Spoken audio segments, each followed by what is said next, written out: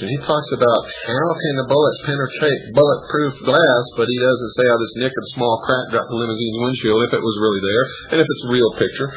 Most of the pictures that I've seen at Parkland that were purported to be Kennedy's limousine were really Johnson's limousine, and the flowers in the back seat were Lady Bird Johnson's flowers and not Mrs. Kennedy's. So, he says one basic question which begged to be asked was just how does one manage to completely blow out a bulletproof windshield anyway? Simple, folks. There's no such thing as a bulletproof windshield. There are bullets that will deflect or stop small caliber bullets. There are windshields that will slow down and take most of the energy out of a bullet as it comes through the windshield. But there are no bulletproof windshields that will stop all calibers with all loads. Understand that. I can take a 30-30 and make it armor piercing just by drilling a hole at the end of the lead and inserting a stainless steel rod or a piece of bronze rod in the end of it. And you can too. You see, there's also exploding projectiles which will penetrate these things. So don't get carried away in the myth of bulletproof glass. It's a myth. And they say that they can't see the emperor's new clothes. As their ringmaster and self-appointed king, Mr. Bill Cooper forces them to choose between being swept into the mass hysteria he creates or being swiftly labeled stupid, ignorant, or blonde. During this hour show, Mr. Cooper also reached into his bag of tricks to present his ludicrous story about the secret plan to ignite Jupiter to create a binary star system for a Club Med of sorts for little demonoid gray aliens. Another lie, never mentioned anything about demonoid gray aliens, or aliens of any kind for that matter, except to say that most people saw 2001 and thought it was all about extraterrestrials. It wasn't. It was about the god of Mystery Babylon, Lucifer. And the obelisks or monoliths represented Lucifer. And you saw that the monkeys, after they had already been created by the real god, were imparted intellect by this monolith, Lucifer. Go watch the movie again. If you're really smart and you've studied the symbology of the mystery schools, you'll be able to figure all this stuff out eventually. Then he says, when two callers late, he or she or organization or whoever wrote this, when two callers late in his show disagreed with King Coop and questioned how he could possibly believe this scenario, he stated, quote, scientists involved directly with the project told me this, unquote. I have talked with scientists directly involved with the project of the Galileo space probe and scientists who have nothing to do with it. Some of them have said, yes, that's exactly what's going to happen. Jupiter will be ignited. Others have said that it will not happen, that it's impossible, and that Jupiter is not big enough to be ignited by any amount of plutonium. Others have said, yes, it could happen. The truth is, nobody knows if it's going to happen or not. But the original plan that I saw when I was with Naval Intelligence said that they were going to send 5 pounds of plutonium to Jupiter to ignite the protostar and make this a binary solar system. You can believe it or not. We're all going to find out eventually, I guarantee you. And I'm entitled to my opinion, and this is what my opinion is that is exactly what the Galileo space probe is intended to do.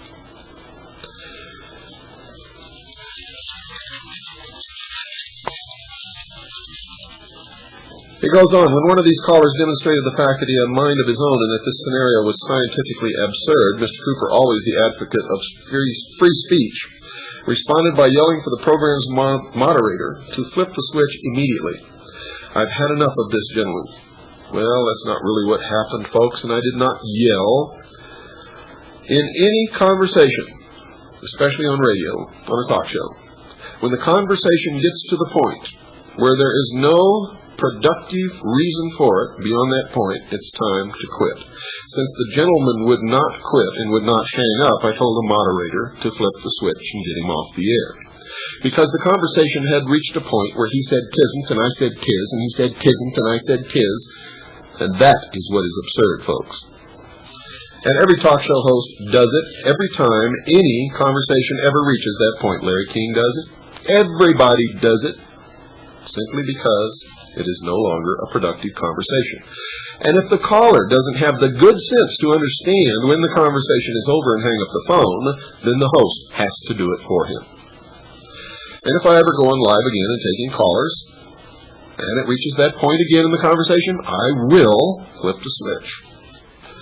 And this continues, saying, during his program, Mr. Cooper again stated that the reason for his sudden relocation from his also recent move to Camp Verde, Arizona, was due to a particularly frightening episode in which unknown military intelligence special operations troops surrounded his home in the middle of the night, forcing him to evacuate with his wife and young daughter. Blatant lies. Blatant lies, folks. I never said that they were unknown military intelligence special operations troops. I don't know who they were or who they belonged to, but they were in helicopters. There were 3 helicopters. Troops did deploy around my home, and then they left. We did not evacuate. I got out my weapons and prepared to fight. Luckily, I did not have to. They left.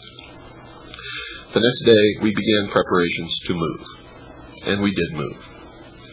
This person or persons or organization goes on to say, well, there's a germ of truth in this scenario, but after interviewing his Camp Verde neighbors, it seems that Mr. Cooper's love of the bottle and his alcoholic delusions have elaborated a bit on what was, in reality, a few squad cars of Arizona's finest on yet another domestic violence call to Mr. Cooper's residence. A blatant lie. Blatant lie. No one has ever interviewed any of my neighbors about me, ever, at all. No Arizona police officers or federal police officers or any other kind of police officers have ever been to my Camp Verde residence ever in the entire time that I lived there. And there's never been any domestic violence at my home. In fact, I've never harmed anybody. Period. If I were attacked, I would not hesitate to do so, however. And you're going to hear right now what the real truth is, so hang on to your hats. Earlier today, I called Stan and Elma Barrington, who lived right across the street from me, and read them this thing. So now you're going to hear, I've got them on the phone, you're going to hear their comments as to the truth or falsity of this piece of trash. Well, folks, we're on the phone with Stan and Elma Barrington, who lived directly across the street from me in Camp Verde. And anything that ever went on at my house, they knew about it instantly, immediately, in fact. Hello, Stan. Hi. How you doing, Bill? Fine. Elma? How are you? Fine, thank you. Listen, I've read to you earlier this whole piece about what supposedly happened to Camp Verde, about there were no helicopters, and supposedly the police were at my house for domestic violence repeatedly. Are you hearing me okay? Yes, we are. Okay, we're getting these clicks on the phone. I have no idea what those are. Can you comment on that, Stan? Yeah, I've known you, Bill, for probably about 4 years now. And since we used to live right across the street from each other, I had daily or nightly contact with you throughout the entire time that you were in our area. And we never, to my knowledge, had any police that was ever come to your house for any reason whatsoever. I know that on or about the 15th of March of this year, there was 3 helicopters that did drop in on you around about 2:30 in the morning. Repelled personnel down rope, came up close to your home, stayed for a few minutes, and then reported the choppers and left. And I'm assuming that they were telling you, hey, I know where you are, we just want to intimidate you. And Lord, who lives next door by the name of Bob, did confirm that he did see the 3 choppers that particular morning. Have you ever, in your life, Stan, seen me drunk? Never. Okay, you and I have had a couple of drinks together, haven't we? Shoot, yes. Have I ever hurt anybody or threatened anybody or beat my wife or any of those things? No, you have never done that to my knowledge. Have you ever seen any police come to my house for any reason? No, I have not. Okay, thank you, Stan. Elma, what have you got to say about all this? Well, I've seen you have a drink or two, too. Uh-huh. It made you happier and more relaxed. That's true. So that was a good part of the whole thing. Have you ever known me to beat my wife or be unkind to anyone or to have domestic violence, as this thing says? No, it's the opposite. Well, thank you, Elma. You love your family and you love us and everybody else.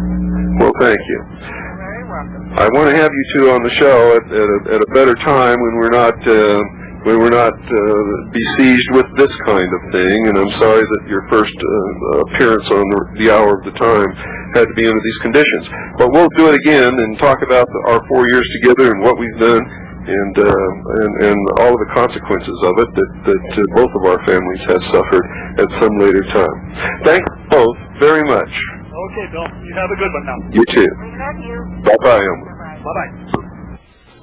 And so there you have it, from Stan and Elma Barrington, who lived right across the street from me in Camp Verde. These little abject, miserable cowards who wrote this pack of lies. If we can find out who they are, we're going to take them into a court of law and rake them over the coals. So, again, I want to reiterate, $100 reward for the identity of whoever wrote this, plus a free membership to CAGI. Plus, we'll even give you a free copy of our documentary, which, by the way, is going to cost $200 for non-CAGI members and $100 for CAGI members. It's 7 hours in length. So you will be endowed with great reward if you can take us to the doorstep of whoever wrote this. Now, the racial parts. These people are racists also. They claim in here, listen to this. It says, this information contained photographs of a recent meeting Mr. Cooper had with Minister Louis Farrakhan, Nation of Islam, at Mr. Farrakhan's request. After this 4-hour meeting, the Nation of Islam and Minister Louis Farrakhan had a new addition to their list of mandatory reading for a member of the Nation of Islam. That's right, Behold a Pale Horse by William Cooper. Again, blatant lies. I've never met Mr. Louis Farrakhan in my entire life. If I ever have a chance to meet with him and sit down and talk to him, I will relish that chance and will certainly do it. It says here that my book is mandatory reading. Well, I don't believe that anybody in the world except a drill sergeant at boot camp can make anything mandatory. And I don't believe that Minister Farrakhan has made my book mandatory, although I do know that he has recommended it to his people. And I thank him for that, and I am honored that he believes that my book is so important that he has personally recommended that all of the members of the Nation of Islam read it. I'm honored. Thank you. I do apologize to Mr. Farrakhan and to his people for having their name put through this piece of trash here, and because they've been used to try to intimidate me with the implications that a meeting between me and a black man is somehow a terrible thing. You see, I don't think it is. I'm against racism in any form, no matter who the racist is. Black, white, Oriental, Hispanic, I don't care. Racist is scum. And he continues, he says, so has Mr. Cooper succeeded in manipulating Mr. Farrakhan, or is Mr. Farrakhan being a master of manipulation, brilliantly using Mr. Cooper and his trickery to Mr. Farrakhan's own ultimate design? Well, you can make up your own minds about that. Since I've never met Mr. Farrakhan, I fail to see how he can be manipulating me or I him. And he goes on to say that I worship at the temple of the power-hungry ego in the church of the almighty buck. More socialist dribble. More socialist dribble. I have a healthy ego, I'm self-confident, I love myself, and thus can love others. This person is obviously suffering from an ego deficit. And yes, in the United States of America, all of us need to feed our families, and we need to do it by our own efforts, not through welfare or socialism or anything else. And since this is what I do, yes, if you want the results of what I do, yes, you're going to have to pay for it.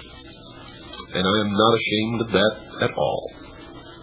In fact, I'm very proud of the fact that I don't work for anyone else to support myself from my own efforts. I do not believe in socialism as apparently this little twit does. Goes on to say, although WWCR broadcasts Mr. Cooper's Hour of the Slime, he calls it, please don't think that its entire programming schedule is reprehensible, because WWCR does have reputable broadcasting such as Tom Valentine and Chuck Harder's For the People, both of whom ask you for money, both of whom sell products on their show, and Chuck Harder even has a hotel that he asks you to come to sleep in and stay and pay for, and a restaurant to eat in. And they sell books and a whole bunch of other things. But it's okay. These guys are reputable. You see how warped the thinking of these socialist twits really is?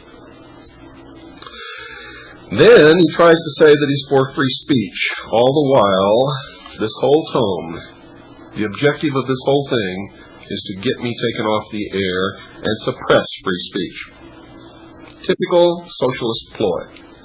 Says nearly everyone supports the concept of free speech. This allows great freedom to the radio show personalities themselves as well as those who agree or disagree with them. However, when lies, half-truths, and exaggerations are used in purposeful attempt to manipulate people